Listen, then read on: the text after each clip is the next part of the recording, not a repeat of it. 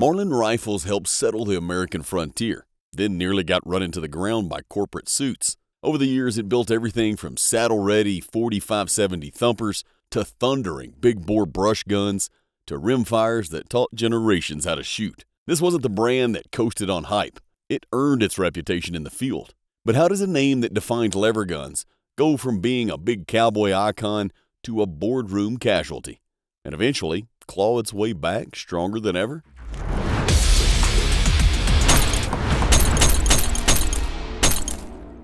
In this video, we'll talk about the long, gritty story of Marlin Firearms, its early genius, its golden era workhorses, its Remington era collapse, and its hard-earned comeback under Ruger. You'll hear how the 336, the 39A became campfire legends, why the Remlins gave lever fans trust issues, and how the new Ruger-built 1895 is making believers out of skeptics. You might be looking for a good deer rifle, a fun range plinker, or a collector's piece for the safe. No matter your goal, this deep dive into Marlin's past and present will help you pick the right gun and steer clear of the limits. Stick around to see how one of America's most iconic gun makers skirted the edge of extinction and came roaring back, smoother and tougher than ever. Let's get into it. The rise of Marlin, 1860s to early 1900s. The Marlin tale begins with the clang of post-Civil War Connecticut machine shops, where a determined toolmaker built tiny single-shot pistols to pay the rent. Those derringers were good enough for gamblers, but the real money, he realized, would follow the flood of settlers rolling west. Lever-action repeaters were selling faster than blacksmiths could shoe mules, and the design that ruled the day came from Winchester.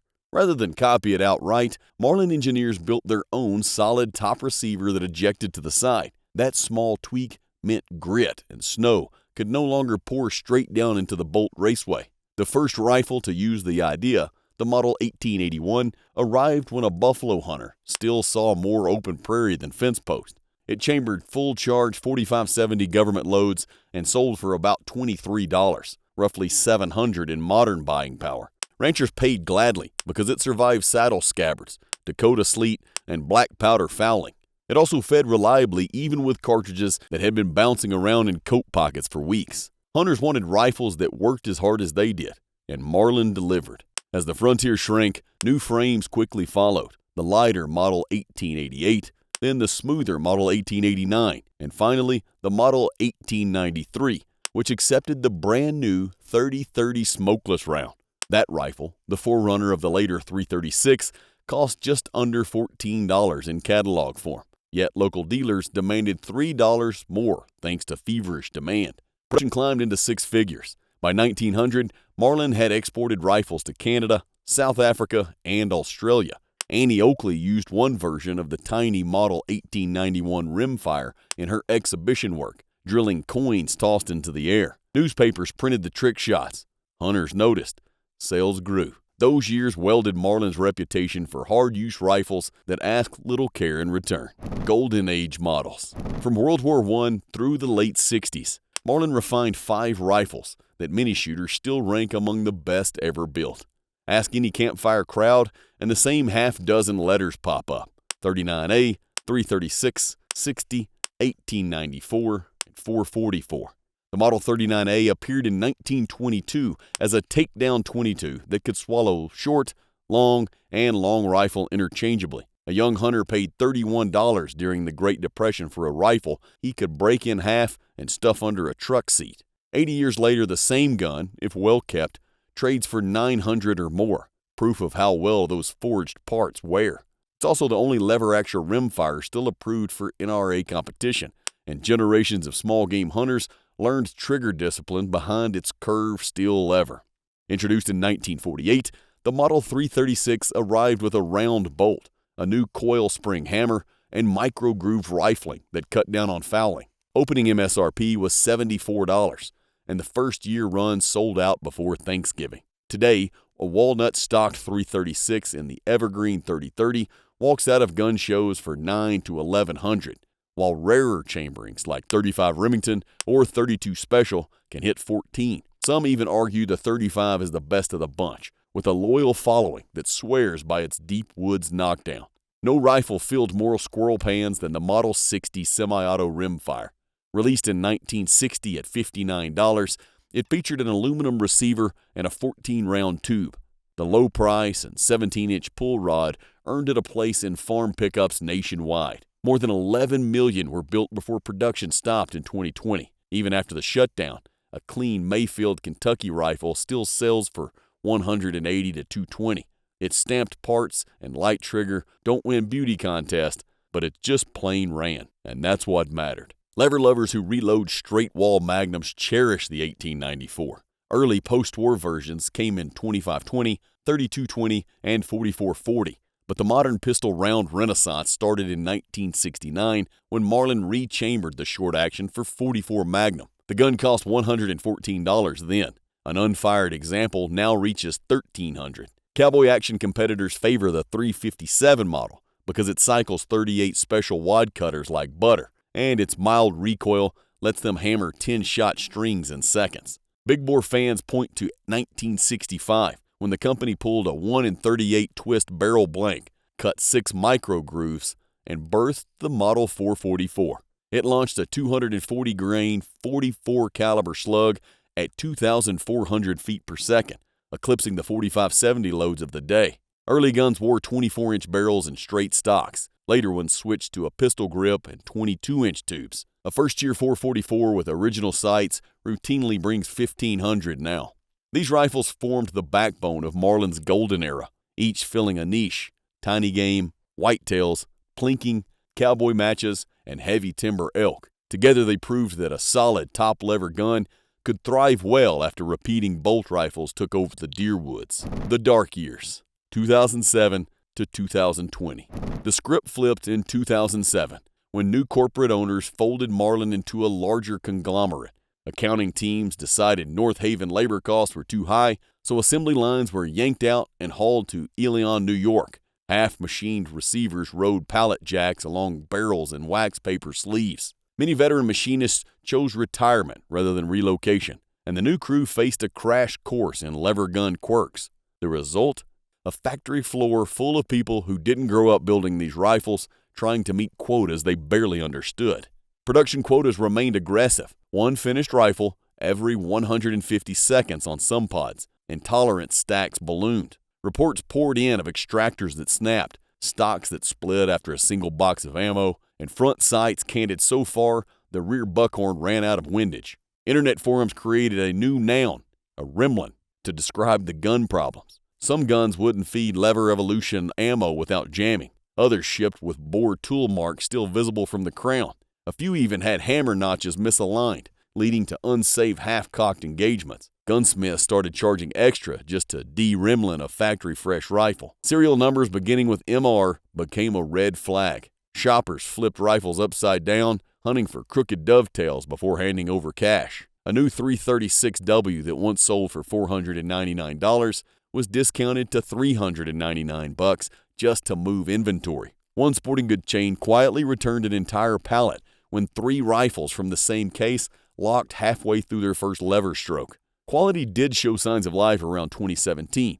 Fresh CNC mills replaced worn cutters, and some late Remington period 1895 guide guns ran flawlessly. A few 1894s and .357 and .44 Magnum from that stretch also earned praise for running smoothly and grouping tight at 50 yards. Yet the reputation damage lingered. When the parent company finally filed for bankruptcy, even diehards wondered if the brand had any fight left. Marlin under Ruger, the comeback. In the autumn of 2020, Ruger placed a cash bid of $28.3 million for Marlin's assets. The offer covered machines, prints, fixtures, and trademarks. But Ruger wanted none of the wonky processes that produced the Remlin mess.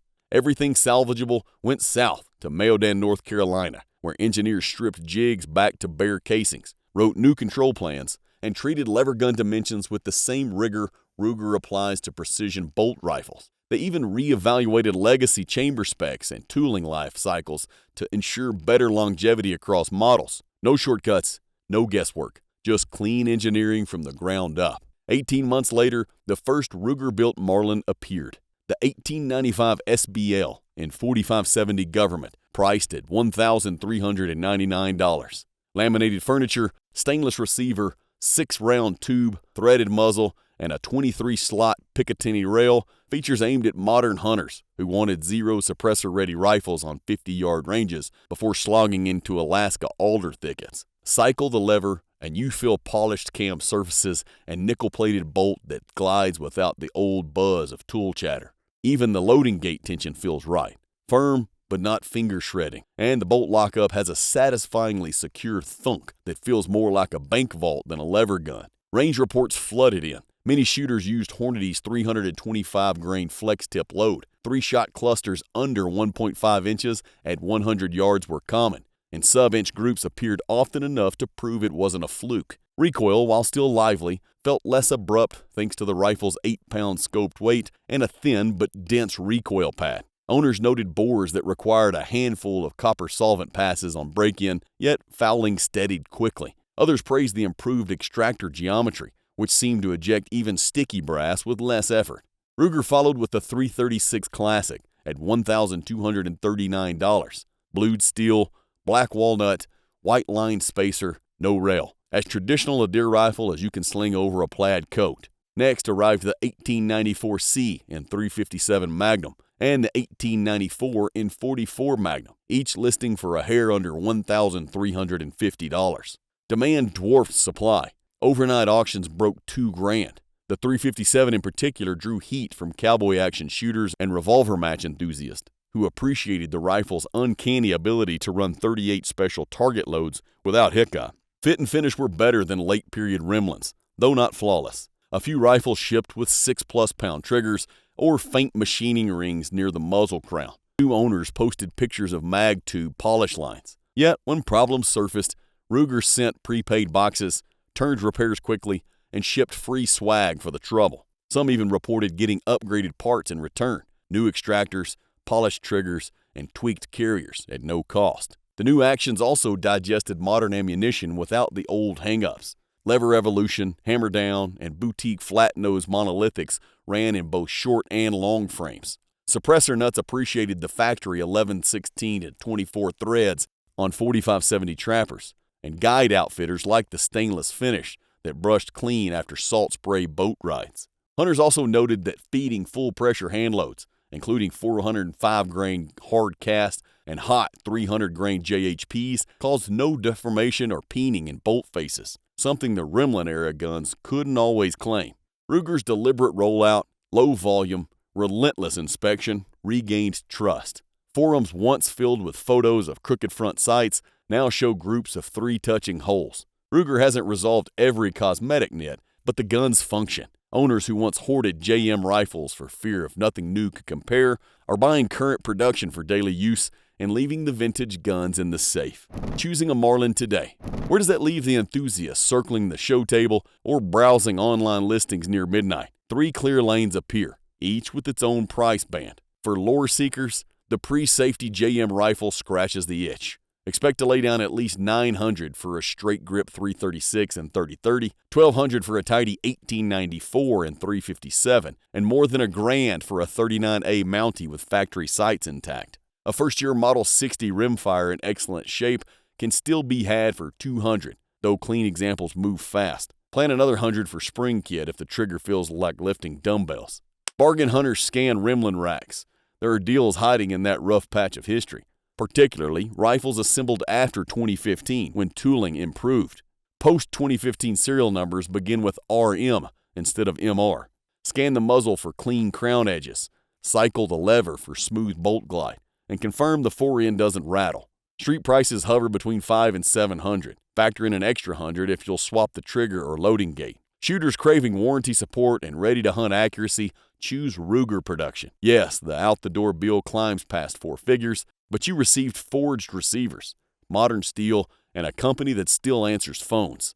The 336 Classic is perfect for a new hunter who appreciates walnut and blue. The stainless 1895 Trapper at $1,459 earns a spot under a float plane seat on Kodiak. The 1894 and 357 pairs nicely with a 6-inch double-action revolver and kicks like a soft .223. Hoarders chasing big-bore thump with modern pressure limits can start with the Ruger 1895, resize Starline brass, and push 405-grain hardcast to 1,900 feet per second. The gun's tighter chamber and modern metallurgy handle published plus P data without complaint. Those shoulders will file their own opinion after 5 rounds. Collectors tracking future appreciation may keep an eye on limited runs, the stainless Trapper, early serial Ruger 336 Classics, and any special wood 1894s. Scarcity drives value, and Ruger has already hinted at constrained numbers to keep quality up. Whichever path you walk, each rifle ties you to a line of ingenuity that began with a Connecticut machinist and survived depressions, wars, and corporate implosions. Shoulder any Marlin, whether walnut, polymer-coated birch, or fresh laminate, and you hold more than steel.